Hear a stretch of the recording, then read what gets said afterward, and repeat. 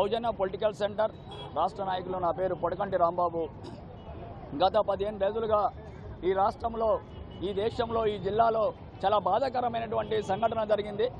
ప్రజలను కాపాడాల్సినటువంటి అత్యున్నతమైనటువంటి భారత రాజ్యాంగాన్ని కాపాడాల్సినటువంటి ఒక ఎంప్లాయీని, ఒక అత్యున్నతమైనటువంటి ఎస్ఐ గారిని కూడా వేధింపులు గురి కావడం, కింది కానిస్టేబుల్ కూడా గురి చేసి ఆఖరికి కుల ఉన్మాదమైనటువంటి జితేందర్ రెడ్డి హింసకు ఆత్మహత్య చేసుకునే స్థితి ఖమ్మం గడ్డ మీద మనం చూసాం.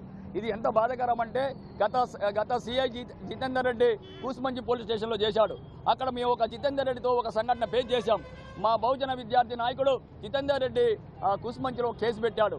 ఎంత బాధాకరమైన కేసు అంటే, చిన్న గ్రూప్లో ఒక మెసేజ్ పెడితే మాదిగూడ అని పిలిచి అదే కూసుమంచి స్టేషన్లో చిత్రహింసలు పెట్టాడు. దీన్ని ఇమ్మీడియట్గా తక్షణమే మేము ఆ రోజు ఎస్సీ కమిషన్ని కలిసాం. వెంటనే అప్పుడే కొత్తగా సిపిగా ఖమ్మం హాజరైనటువంటి సిపి దగ్గరికి మేము వెళ్ళి, జితేందర్ రెడ్డిని అంటే సస్పెండ్ చేయకపోతే నేను ఉరిపోసుకుని చచ్చిపోతానని మందు డబ్బా పట్టుకొని ఆఫీసులో కూర్చోవడం గత 4 రోజుల క్రితమే ఆ సంఘటన జరిగింది. దానికి స్పందించిన ఎస్సీ కమిషన్కి స్పందించినటువంటి సిపి గారు అతన్ని ట్రాన్స్ఫర్ చేసి అశ్వరాపేటకి వెళ్ళడం జరిగింది. అశ్వరాపేటకి వెళ్ళిన జితేందర్ రెడ్డి ఎంత దుర్మార్గంగా వ్యవహరించాడో అర్థమైంది. ఈ రెడ్ల రాజ్యంలో ఆయన రెడ్డి యొక్క ఆలోచన చూపించాడు. ఆ రోజు జరిగింది కూడా అదే. రెడ్ల రాజ్యం వచ్చిన మరుసటి రోజే మా బహుజన బిడ్డపై దాడి జరిగింది. మళ్ళీ అదే పద్ధతిలోనే శ్రీరాములు గారి మీద దాడి చేయడం కాదు, శ్రీరాములు గారు మరణ వాంగ్మూలంలో చాలా క్లారిటీగా చెప్పారు. సిఐ గారు మమ్మల్ని ఎంత ఇబ్బంది పెట్టారు, కింది కానిస్టేబుల్ ఎంత ఇబ్బంది పెట్టారో చెప్పారు.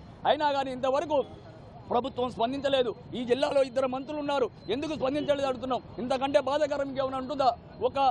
ఒక ఎంప్లాయీ, ఒక అత్యున్నతమైన ఎంప్లాయీని కూడా మీరు రక్షణ కూడా ఎందుకు ఇవ్వలేకపోతున్నారు? ఈ విషయం మీద ఎందుకు మీరు బయటకు వచ్చి మాట్లాడితే అడుగుతున్నాం. ముఖ్యమంత్రి గారికి ఈ విషయం తెలవదా? ఈ మంత్రులకు ఈ విషయం తెలవదా? దళిత మంత్రికి ఈ విషయం తెలవదా? ఎందుకని మీరు ఇంతవరకు బయట రావాలని అడుగుతున్నాం. ఎంత బాధాకరం అండి.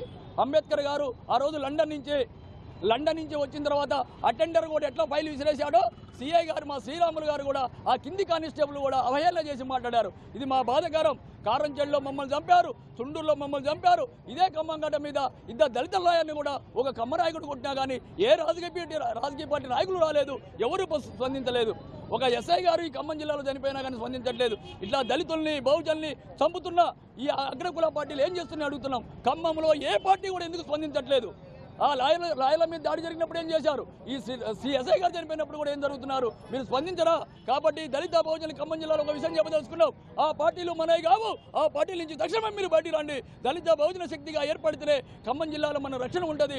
మన బహుజనుల్ని కాపాడుకోవాలంటే, దళిత ఎంప్లాయీస్ని కాపాడుకోవాలంటే మనం అందరం సమూహంగా ఏర్పడితే తప్ప ఆ దుర్మార్గుల పార్టీలో, ఆ అగ్రకుల పార్టీలో ఉంటే మనం రోజుకొకలో పిట్టల చావడం తప్ప వేరే మార్గం లేదు. తక్షణమే ఆ పార్టీలు మనవి కావు. ఇంతవరకు ఖమ్మంలో ఇన్ని ఘటనలు జరిగినా ఏ కమ్యూనిస్టులు, ఏ పార్టీలు కూడా, ఏ అగ్రకుల పార్టీలు కూడా సంధించబడడం అనేది బాధాకరం. ఇక్కడ దళిత బహుజన నాయకులు అర్థం చేసుకోవాలి. ఇకనైనా మనం మేలుకోవాలి. శ్రీరాములు గారికి తక్షణమే ఈ ప్రభుత్వం రక్షణ కల్పించాలి. ఇక్కడ మంత్రులు తక్షణమే బయటకు వచ్చి వాళ్ళ ఎక్స్గ్రేషియా ప్రకటించాలి. జితేందర్ రెడ్డిని విధుల నుంచి రిమూవ్ చేయాలి.